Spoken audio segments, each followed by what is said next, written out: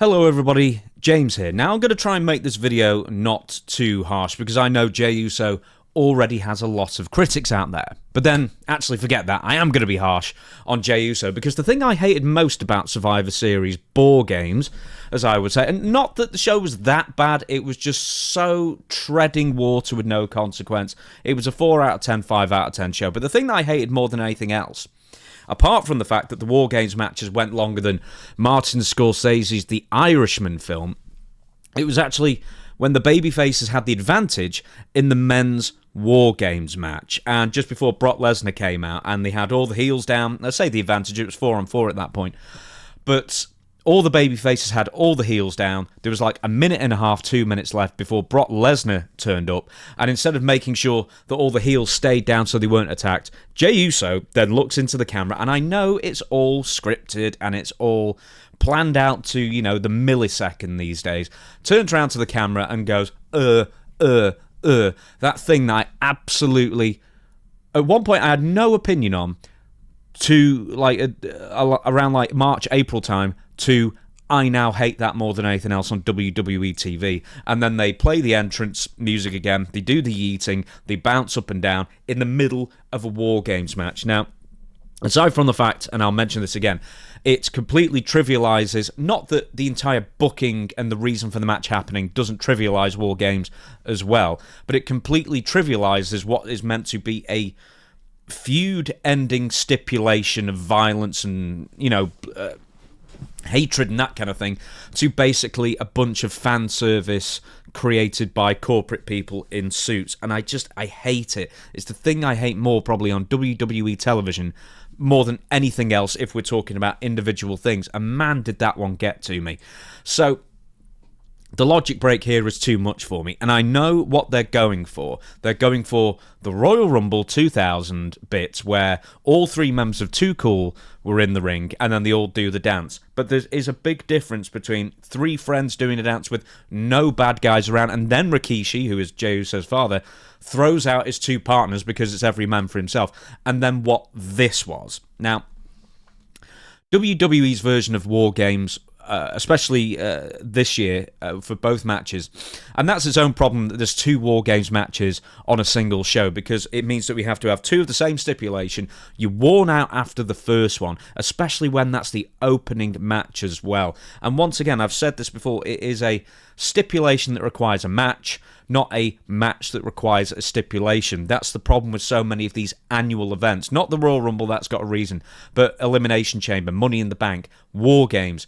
They are matches that, quite frankly, don't require stipulations because it's not the end of a feud. It's just a stopgap to get to the next day. And it completely waters down the concept of, specifically in this case, War Games. And you can also say that things like Io Sky's dive off the top of the cage at the end with a bin on her head is watered down, because I think that was the fourth time she's done it, at least 3 times in consecutive War Games, I think I'm right in saying, and I know she did it during the COVID days as well off the top of the cage. So everything just gets more redundant and whatever, but I will get to Jey Uso in a minute, bear with me. But the thing that was really annoying about War Games, apart from that spot, is just how inconsequential everything was. But once again, I will get to Jey Uso. So to make the men's match feel even more inconsequential, then Jey Uso stops the match to do a bouncy dance halfway through. And again, it just hit me. Man, I'm sick of Jey Uso on TV. And I don't know if it's just the booking of him or him himself or whatever it is, but I just find Jey Uso to be the person who is most overpushed in the company and who I forward through their segments every single time. Now, as a character, let's go back to the beginning of the year. I've just always merely put up with Jey Uso. I don't particularly relate to him. I'm not particularly a fan of him. I'm not particularly, or wasn't particularly not a fan of him. He was just there. And I always felt, you know, he was pushed to his ability. Some would say beyond his ability, but I'll get to that in a minute, because that all relates to the Unreal reality show, which is kind of, you know, half a misnomer right there. But once again, he was pushed in 2025 over certain other wrestlers that I find far more engaging, whether it be Gunther, CM Punk, whoever it might be. Now, to tell you how I got to this point where I just don't want to see Jey Uso on my television, Let's go back to the beginning of the year. So Jey was someone at the beginning of 2025 that was the right person at the right time. He was building momentum through 2024. Let's not talk about that awful brother versus brother match at WrestleMania 40. That was absolutely horrendous. But throughout that year, he was building and building, getting himself more popular. He had the catchphrase. He had the entrance music. Now, some people would say, I would say rightly, well, I don't know, I would say rightly, of course, but I know many of you would argue differently, that Jey Uso was not the right person to win the Royal Rumble in 2025. But the thing is, once again, the fans were behind him. You kind of got to strike while the iron's hot. He was in the right place at the right time, and I actually commend Triple H for taking a genuine risk to elevate Jey Uso and once again strike while the iron's hot and give a genuine underdog a chance to win the Royal Rumble one year, because at least you can do it these years. There are 2 heavyweight titles. Go for the less important heavyweight title, and then that can open night 1, and then the real heavyweight title, which was Cody's. Yes, it was Cody's until of course Travis Scott interfered. That's the actual main event of night 2. Now, there are a couple of major issues with Jey Uso, even from that point, that people were pointing out. So, yes, he had the Yeet catchphrase, he was selling a ton of merchandise, and the kids in the crowd were getting behind him with the dance and the music, but most importantly, it was the entrance. That was what made him most popular, and all the fans dancing in unison. But just to remind people, the Yeet wasn't even his catchphrase at first. It was actually Jimmy Uso who said that first on television, who wore the gear first on television around 2021. Once again, 2024 is a big year for Jey Uso, and then just about the most worn wrestling related paraphernalia on the show in 2024 as well. When I went to Philadelphia last year, everybody was wearing his merch, and I thought that was really, really eye-opening, because I hadn't realised how popular he was until you kind of see it with your own eyes. But Jey already had knocks against him at that point. Not only the WrestleMania 40 match, but his physique is merely serviceable, nothing posterized kind of thing, but he did have a good look, good for wrestling dress sense with the sunglasses and everything. But here's the thing, he got winded easily. He has never been that great in the ring, or, for me, an entertaining enough wrestler, and his spear and tippy-tappy super kicks are among the absolute shittiest in the business. And I include in the spear Charlotte Flair's with that. That's how bad Jey Uso's spear is. And it's something that you can't, for me, suspend disbelief for. But anyway, once again, I didn't have too much of an opinion either way at the beginning of the year. But to make matters worse, in the run-up to WrestleMania, he was under the WWE microscope, started making mistakes in the run-up to the big show, including, if you remember, when he tried to do the dive over the ropes, he was too tired, and he basically flop-dollared himself over the way. It was Flop Dollar Part 2. Now, more than all that for me, it's hard for me to sort of get invested in someone who is a tag team specialist wrestler, who is a twin brother, then all of a sudden becoming a viable singles main event star on the Raw brand. It's just, I'm just simply not buying it, as he just being elevated that much beyond sort of where I saw his level was. And you know the story with Jey Uso. He won at WrestleMania, he defeated Gunther clean, and then they did the big WrestleMania moment where everybody danced in the crowd to the entrance music. The TKO types got the production, the footage of it all for future years to be played at as, a WrestleMania moment. And that's basically what it was for. But ultimately, at that point in WrestleMania, I think WWE made the right call. Now, then TKO, apparently, clearly wanted to recreate the WrestleMania moment of playing the theme song and having the crowd dance over and over and over again. Now, at some point, it went from, hey, that's a cool visual, to, hey, I wish this idiot would just get on with whatever he's supposed to be doing, whether it's the promo, the wrestling match, whatever it might be. But unfortunately for Jey Uso, and long-time followers, I say long-time, this channel's not been out that much, that long, for this young channel, is, if you know me, you'll know one of my biggest bugbears is dragging out segments, whether it be, once again, angles, storylines, backstage segments, dreary promos with everyone droning on, matches, and especially entrances. Because they're being dragged out artificially, because a terminally bankrupt WWE booking committee is struggling to fill up the 2.5, 2 hours 45, 3 hours that they themselves insist Raw should go every single night, or every single week. And it's just filler. It's just annoying. It is the most skippable thing on the show are the long entrances. And Jey Uso's is about as guilty as anybody else, including Roman Reigns, but at least he's not on television every single week. Now, the entrance is great for the house. That's fine. But when you're watching every single week at home, nothing changes. Every single time. You do the entrance, then you do the stupid play it again Sam thing. And then I just lost interest really, really quickly in it. And because Raw is, once again, 35 minutes worth of matches and over 2 hours of filler, it just becomes a giant annoyance to me and the most redundant part of every single show. So, while my precious life is being sapped away, or it would be if I wasn't forwarding through 10 minutes just to get to the point, I mean, I could be watching, for example, actual wrestling on a wrestling show. I mean, never has wrestling, and this is more of a WWE-wide issue, is that never has wrestling been less important in wrestling.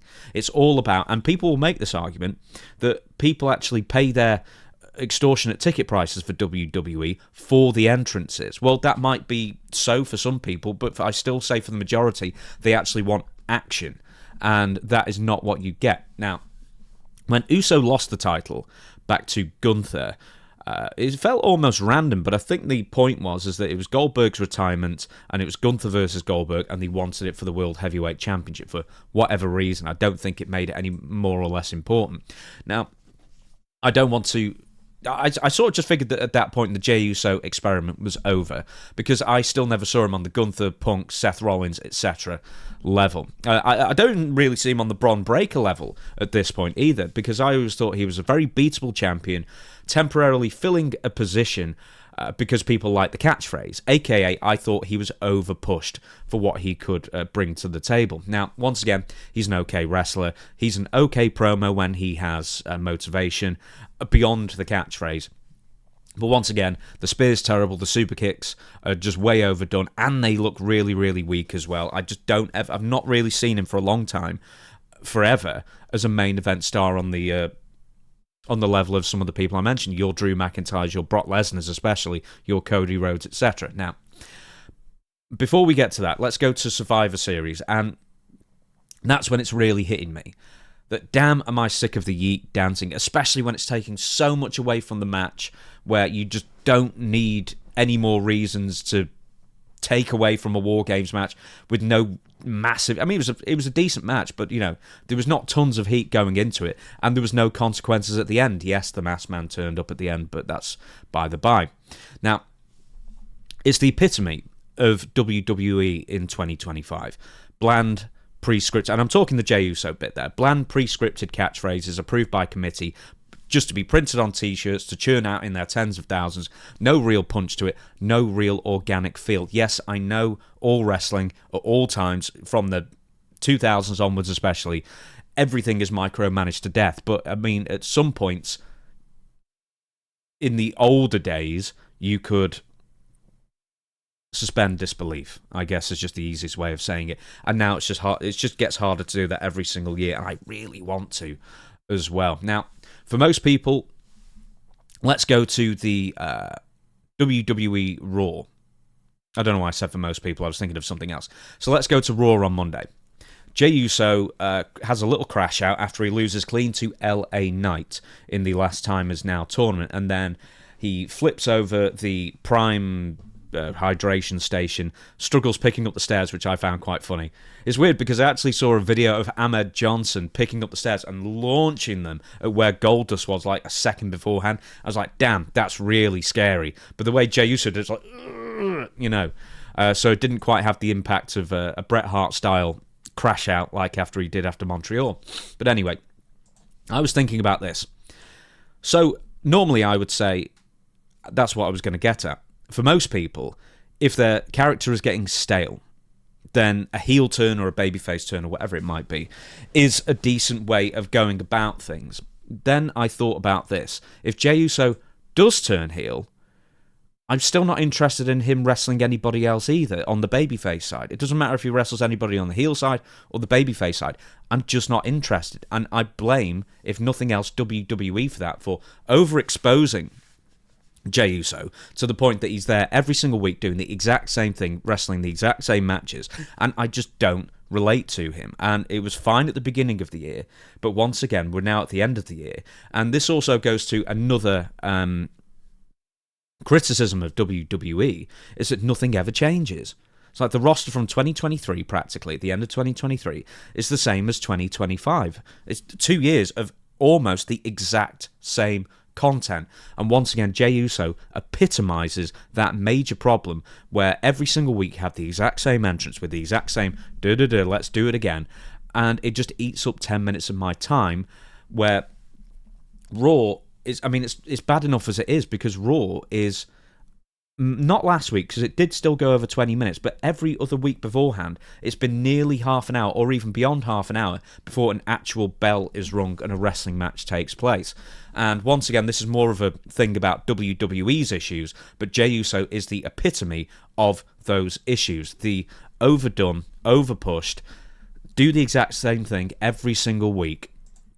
And once again, if he turns heel, I don't care. I think it's actually got to the point where he just needs to be a tag team wrestler again with Jimmy and at least bolster the tag team division, because as good as the AJ Styles Dragon Lee match with New Day was on Monday, they still feel like a makeshift team, and there needs to be more serious teams in the tag team division that I think Jay and Jimmy could really help bolster and, you know, add some credibility to that division. But ultimately, I'd like to see Jay not in the main event, despite the fact he's called Main Event Jey Uso, or was at least, because that's another thing that I really hate about WWE. This whole, let's come up with a nickname, let's call creative services, let's see what they come up with. I mean, the one that gets me the most is the Genius of the Sky. That is the most designed by committee, horrendous, quick, let's trademark it before nobody else thinks of it, nickname that they have to repeat over and over and over again. Oh, Rhea Bloody Ripley. There's so many of them. But anyway, that's just, you know, that's just the corporate soul-sucking pro wrestling in 2025, I guess it is. So anyway, we've had, once again, I think I've said all this.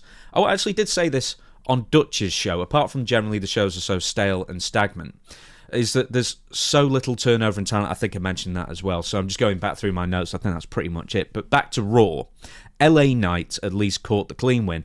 And he's somebody, conversely from Jey Uso, that I think you can't really, I mean, you probably could eventually, but he is someone who's relatively immune to overexposure. And the reason that LA Knight is immune to overexposure and Jey Uso absolutely isn't, is because he can get himself over in 1 minute, do a little promo, hit his catchphrase, go to the ring, do his match, be entertaining in the match, have a bit of swagger and personality that feels a bit more gritty and raw and real than Jey Uso's ultra glossy presentation.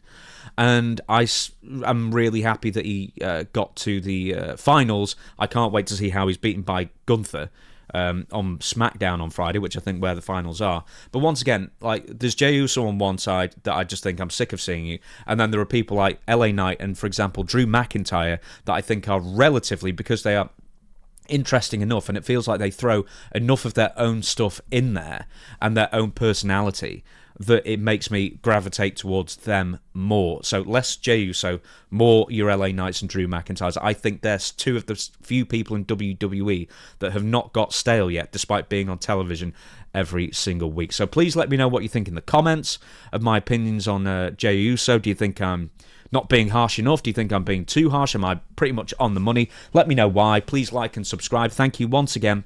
50,000 subscribers on this channel, which I only really started posting stuff on it at the beginning of the year, and I was very, very lackadaisical with it. It's only these last couple of months I'm putting the effort in. So once again, thank you if you've subscribed. If you're not subscribed, please do, and I will see you for the next video.